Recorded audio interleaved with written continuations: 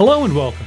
Tony Hackett is my name, and I'm your host at the Startups Roundtable, where we get to speak with founders and other people involved in the startup ecosystem. Today's conversation has its roots in two separate episodes of this podcast. On episode 3, I was joined by Tim Demetriou, who is a co-founder of Pencil, where they help small businesses control their trade credit.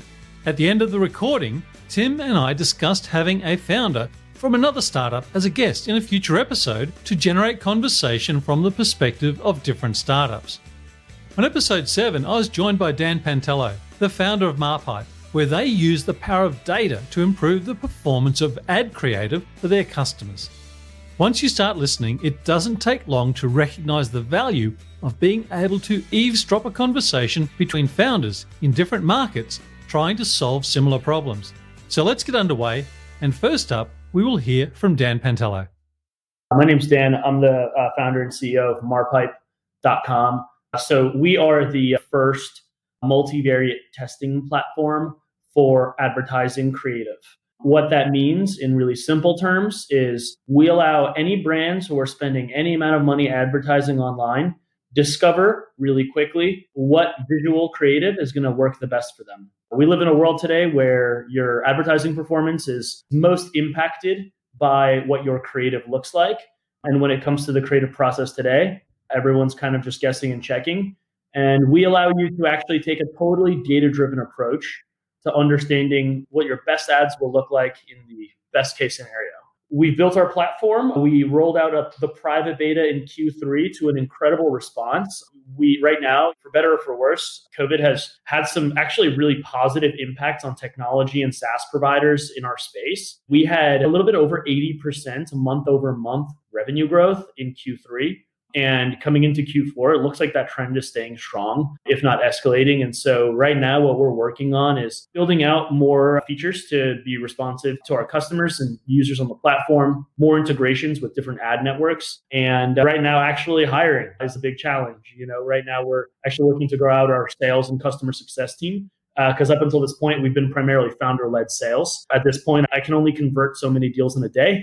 So we've got to bring on some folks to help. So that's what we're up to today, scaling the business. Yeah, so from my end, I'm Tim Demetriou, founder and CEO of Pencil Marpipe. We are a B2B account management platform, which practically means we simply put a widget on your website to set up your customers with an agreement and saves payment method in under 60 seconds. That's kind of what we do as far as driving our customer base and driving our revenue base. We've been around for about 2.5 years with mixed success, I guess. The last 6 months for us has been exactly the same for Dan as it has been for Dan. It's been really, really, really fast and really, really busy. We've kind of grown our revenue this month from last month about 300% and the previous month another 300%. So the last 2 months have been especially good for us. And then if you look at our customer base, we really started to grow our customer and our partner network in about April or May. We raised a little bit of capital up until March. And then once we had a bit of money, we were able to focus on running the business rather than focus on capital raising, which for me was an enormous change. And that's allowed us to, again, as Dan said, do founder-driven sales very heavily. I've made every sale in the business so far. And again, we need to be able to scale out our team as well. I think it's been amazing for SaaS businesses. You always got to look at these positives. But I think it's been incredible for businesses that are SaaS businesses. I think it's been horrible for basically everyone else. And I think, Tony, when we spoke last, it was just kicking in. Corona was just kicking in and everyone was starting to get a bit concerned. So a lot's changed in the last 4 or 5 months. I'm so glad you raised the point about partners. And when I went and refreshed myself on the Pencil Pay story, it was clear to me that there's been a lot of work done by you and the team around partners. Could you maybe share some of the challenges and surprises in getting that to where it is today? Yeah, for sure. So we set out at the back end of last year to begin building some integrations. I think that we decided after we were in the Startup Bootcamp Accelerator, we decided that growing our partner network was going to be the way that we were going to acquire customers in the same manner as the Xeros of the world had done it previously and put such a nice infrastructure in place. So we went and found a bunch of cloud integration partners and had a lot of conversations with them. But then we went and made really good, strong relationships with software partners. So we're in the Xero App Store, QuickBooks App Store, the MyOb App Store, the Deer Systems App Store as well as the Unleashed App Store. And we've got a API partnership with Equifax as well for credit reporting. So I guess what we've done is we've looked to the biggest players in the SME space across both inventory as well as accounting, and obviously Equifax being the largest in the credit reporting space. So we've managed to develop those relationships. They've been fantastic from a number one. There's certainly been a few referrals come through those partnership networks, but number two, what it allows us to do is capture the right data to be able to make better decisions. I think that when we integrate with accounting and inventory platforms from a particular SME or supplier, we get a really good indication of how we can help them, how we can help them quickly, but that also adds to our trade credit algorithm, which we've been building for the last 9 months. That's brilliant. Dan, since we spoke, the thing that's been on my mind from the first time we did speak was how you served creatives and creatives served you and they were the sellers. I'm wondering, has there been a shift in the demands of the creatives and also of the sellers on what you're delivering today and also maybe your product development path?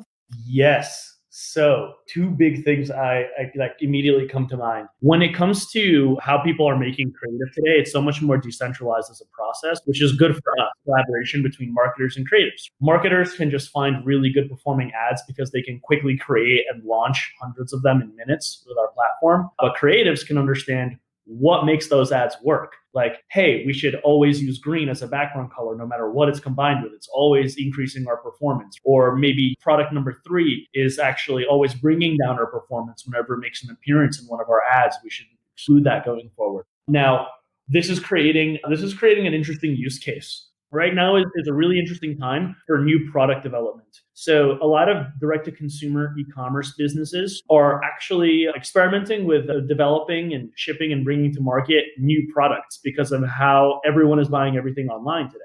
They're scrambling to fill vacuums. What's interesting, what you could do on our platform is actually product market validate new products, even new features for your software before they even exist, and understand if you're going to drive ads eventually to fill your funnel and convert people for that product or that software, what you could do is actually generate a bunch of creative advertising scenarios, actually test them really quickly in the market, and identify your best case scenario customer acquisition cost. So then you can determine whether the unit economics work out for you and it's worth it for you to manufacture this product or to build out this software feature. And in that case, if you do that, then and it works out for you, there's no mysteries at the end of the line. Like, you know exactly what your best audience and ad combination is going to be, and you know what your CAC is going to be. So people are coming to us with this really interesting use case that's being used by venture studios and companies that have like large product catalogs and really innovative and fast-moving software companies. Now, the second thing I'll note in terms of how has it shifted our product roadmap, we were originally, so right now we integrate in terms of where to advertise with Facebook and Instagram. It's the most popular digital platform for advertising. We're not there because it's cool, we're there because everyone uses it. Now, the second most popular is Google, but the fastest growing advertising network right now that we're most excited about is actually Amazon. A lot of direct-to-consumer product companies are actually shifting their budget really dramatically into Amazon because of how much Amazon activity and like shopping activity has increased since COVID. Like, I'm talking to businesses that are like, yeah, your tool is great for Facebook, but we spend $5,000 a month on Facebook and we're actually spending like $500,000 a month on Amazon. And I'm just like, wow. So this has shifted our product priority in terms of which ad network to integrate with next. We're really excited about the growth we're seeing in Amazon as an e-commerce platform, and the sophistication and functionality of it is really underdeveloped, creating like an interesting blue ocean of opportunity there. When you go to Amazon, I find the shopping experience is certainly, nowhere near the shopping experience of some of the other platforms. So you think about you said the blue ocean or blue sky that's available for them. It's quite scary considering they're dominating the market already, and then they've got all of this upside if they clean up their platform a bit. Any UX designer who takes a look at the Amazon homepage will be the first to tell you that one. Amazon's one of those sites where if you can just tweak one thing or make one thing, a fraction of a percentage more efficient, that's like tens of millions of dollars in opportunity. You've got to think why. You have to think to yourself, why are they holding back? Because they've certainly got the resources to be able to do whatever they want to do. But it's interesting why, if they're just saving it all for one big whoosh. Yeah, I think they're spread thin in between all their different lines of business. They do it like in between manufacturing their own products, in between being a technology company that provides server space like Amazon AWS, in between investing into building out machine vision technology, home delivery. They're spread thin. Tim, when you look to draw people to your business and not only noticing that you've done so much with partners, but focused a lot on content creation, has that been paying off for you? One thing that has certainly paid off as far as that content creation has gone is we kicked off a podcast, which we've done, I think, about 3 or 4 episodes of. And what I found was not an immediate upside, but I found that when I started to do a lot of research, which I've just been doing over the last 5 or 6 weeks, I've had conversations with about 65 odd bookkeepers in the last 5 or 6 weeks. And because we're building out a new payables feature, so prior to building out any new feature, I get on the phone and I get some proper qualitative data before we do anything else, because I think it's super important to hear from the user first and actually see what they want if they would use the particular feature. And what I found was before every conversation, I would say in about 60 or 65% of cases, there was the bookkeeper saying, "Oh, I just watched some of your podcasts," or I just heard a few of them listen to our previous interview, Tony, as well. So there's certainly, as long as people know about you, I think that the content side of things is really, really beneficial, especially video content. If people know about you, I think from a marketing perspective, we haven't seen a huge upside in terms of the number of new customers. We've seen the biggest upside has been validation from those new customers. We get a lot of our referrals, our customer referrals directly from our partners, being software or integration partners or cloud partners or accountants, bookkeepers, that type of thing. And what we find is for validation that we exist and validation that we're a decent sized company that can build pretty cool software, that content has been a really, really good backer for us. It's been really positive, but not from a pure direct customer acquisition perspective. Tim, just to hop in on that, we spent a good amount of time building out our content strategy at Marpipe, and we have a pretty high domain rank and authority at marpipe.com as a result of that effort. And we've seen that the impact on conversion hasn't been high, but the impact on depth of content for existing users to explore and stay within our ecosystem is where it's been paying off. It's almost like a retention activity rather than an acquisition activity now, which is really interesting. I don't think folks have been thinking about it that way lately, but that's what the performance results of it has been. And maybe it makes more sense to have them to approach content strategy with more of a retention angle than an acquisition angle. Especially from a SaaS perspective, I can only speak for my business model, and my business model is the longer that a SME or supplier stays a customer of ours, the more and more of their clients they've got onboarded and set up for auto billing, which means the monthly recurring revenue has been growing month on month from each customer. So each customer is not limited to a license fee. Each customer is actually growing, their revenue is growing month on month by 20, 30% at the moment, because they've got so many more of their customers to onboard and get onto auto billing. So they just slowly do that over time. Dan, you raise a really interesting point about retention. And the company I work with, we've gone through a couple of rounds of LinkedIn training. And some of it's been at a basic sort of a housekeeping level. And then the next round was at a slightly higher level. And that training and my thinking out of it has been largely around how do you attract. But your point around retention, you've actually just made me think about that in a totally different way, because it's, especially Tim, you put the SaaS model in play there. So how do you make sure people stay thinking about you and keep in front of mind? But the one thing that I've spoken with my colleagues about is how do you maintain the energy and sustain? So maybe Dan, I'll come back to you. That content creation, how do you maintain the flow of energy and also the creative to keep producing content that matters? Yeah, that's something I struggled a lot with until I heard this quote. And the quote goes, "Repetition never spoils the prayer." And once you can internalize that, you kind of have a new lens on things. So often, a lot of what we do in business, it's like a niche thing. And most of us don't have products that cover like many aspects of many different things all over the place, unless you're Amazon. But when it comes to being a niche subject specialist, you do end up rehashing and revisiting a lot of the same subjects and staying on top of them as they continue to evolve. And your job is to establish yourself as a thought leader in those kind of quickly evolving and growing things. And so oftentimes you do catch yourself making and constantly iterating on content that may feel from a creator's perspective as repetitive. For example, how many more times are we going to try to explain to people the value of multivariate testing? At what point can you look at content that you've made and be like, okay, well, we could apply it to all of these other potential subjects. We could iterate on our perspective here on how we present it. We can innovate on formats. So from blog posts into audio and social content and so on. And the resourcefulness has to come from within and from having the right perspective on iteration of like content you've made. Sometimes you will have a scenario if you take this approach of making a piece on the best practices for multivariate testing, let's say, which is like a niche subject. And we'll create our third iteration of a piece of content like this, where we talk about it in a certain different light. And it just hits different. And that piece of content will rip. It'll explode. Like it'll actually become so much more popular than the previous one, just because we've taken a new lens or we've iterated on the format or how we present it. And so it's just about taking swings. Like how many at-bats are you going to give yourself? That's kind of my approach with content. How do you decide how narrow that you go? Because obviously the area that you're in it's unique and it's probably not a widely talked about area. I'd be really interested to understand with your content. So do you focus on just the user and just really hammer that point home, or do you go broad and then slowly corral?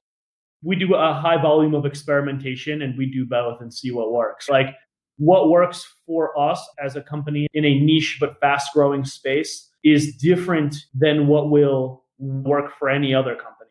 We found that we can really establish very rapid search engine dominance by going niche and just talking about multivariate testing for creative. Like if you're going to Google it, you're going to see our content. That wasn't hard to do because there's just not a lot of folks doing it. I wouldn't recommend for anyone to sit there and try to predict whether they should go narrow or go wide. I would say do both and see what happens and continue to do both.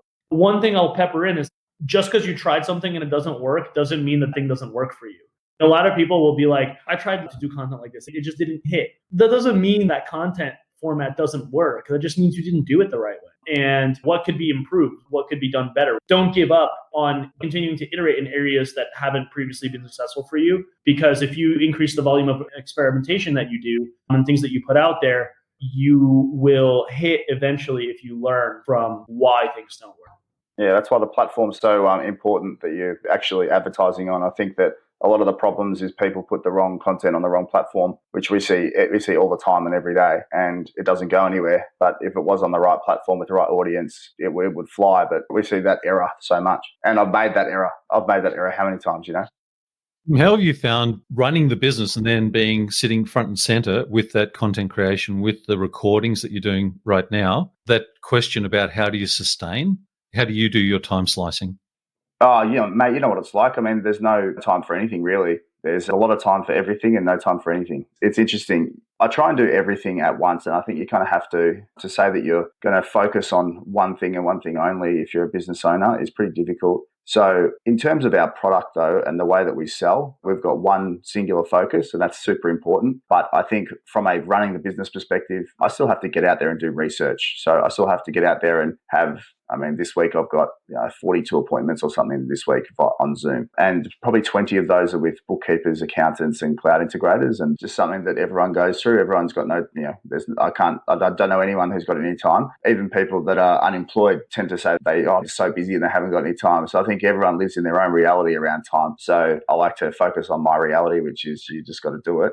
What I've found is that having a lot of appointments for me is important because it keeps me on track and it keeps me focused. I think when you have it's like when you walk into a quiet restaurant, you always get crappy service, but a busy restaurant, the service is good because there's always some people standing around, talking shop when they should be focused on doing the work. So I'm pretty similar with the way I operate. So I think you can turn some of your research calls into a good use of time and into content.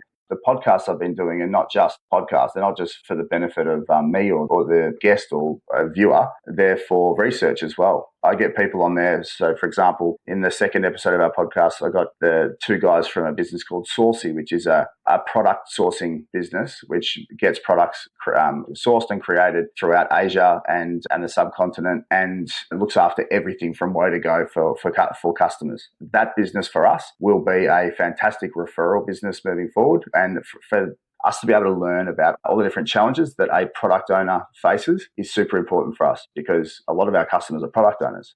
Tim, I couldn't agree more that in an early stage business as a founder, you're going to be best served using your time talking to customers and developing relationships with the people who are paying you. I think like in an early stage, you want to, but this is not scalable. And in an early stage, you want to do intentionally unscalable things to understand things about your business that you never would be able to do once you actually hit that scale mode. I think once you start scaling, a CEO really just has three responsibilities. One is to set the vision for the team. Two is to make sure that there's money in the bank. And three is to talk to investors and to talk to talent and recruit right talent. And on that last point, a good perspective to have on time is like, I kind of view myself as a router of opportunities to other people on the team. If I'm spending too much time doing a task that feels like I'm spending too much time on this particular thing, it just means this is my failure to make sure that this opportunity is routed to the right person in my team, or I don't have that person, I don't have that talent in-house that I can route to, which means that this is a recruiting problem. That's a people problem. And if it doesn't justify routing to someone else, then it's probably not worth anyone's time anyway. So in taking that view, transition to like trying to shoulder everything myself and working 14-hour days on weekends to actually getting a little bit of my bandwidth back once I took that perspective on things. But nothing is more important than talking to your customers in the early stage. Well, I've found that the best revenue driver in our business has been talking to customers that were customers. One thing that was very clear is we got a few customers on board early who we only had a couple that stayed out of our first half a dozen or so. And the reason behind that was the fact that they weren't adopting it properly. So the whole idea of customer success, and Dan, I know you mentioned that before, the whole idea of customer success is so much more important now than I thought it was 5 months ago. So we've got all of our revenue growth from existing customers, not from new customers. Our revenue growth of 300% month on month for the last couple of months has been from existing customers. The new customers are just finding their feet. So for us, it's about getting adoption immediately or sooner. So because currently adoption, we're probably starting to earn revenue from a client in the third or fourth week rather than the first week. So for us, it's about getting a heavy adoption at the front end and then building them up over time. And once they're in and once they're using it, that takes a couple of months for them to get truly comfortable. We haven't lost anyone that has been using it. We haven't said goodbye to any of our paying customers that have been with us for 60 days or more because there's a couple of reasons. One of the reasons is all of their customers' payment information is in our platform. So very important that they maintain that existing database and they make sure that they keep feeding that because it affects their cash flow if they don't use the platform properly, which is super important from a retention perspective, but more so from a customer success perspective. They say churn is the biggest killer of software companies. You don't realize how true that is until you actually hit the pavement. And building stickiness into your product, like uploading your data into it. Every time you perform actions in the product or you gather data in a product, you become less likely to leave in the future. And thinking about and building those kind of features in is paramount to retention, totally. Any founder to think about those kind of things like right at the very onset, you could save yourself a lot of headache. Yeah, if you can tie it to cash flow, revenue, or time, then it's very, very, very hard. Tim and Dan, this has been an amazing conversation. I really appreciate that the two of you would bring your energy and time to this discussion, and the value and learning that I've got from hearing the two of you speak about your experiences and what you're building with your amazing companies has just been tremendous for me. So I really appreciate you taking the time. It would be fantastic to do it again. Anytime, mate. Anytime. And to check in periodically. Yeah. Fantastic. Happy to be on, and thanks for having me, Tony. Really appreciate it. Tim, great to meet you. Yeah, you too, Dan. We'll chat soon. Thank you. Hearing Tim and Dan share and explore was a wonderful experience for me, and I hope you felt the same. I will look to combine founders on future episodes, and feel free to suggest potential guests. But that's it for today.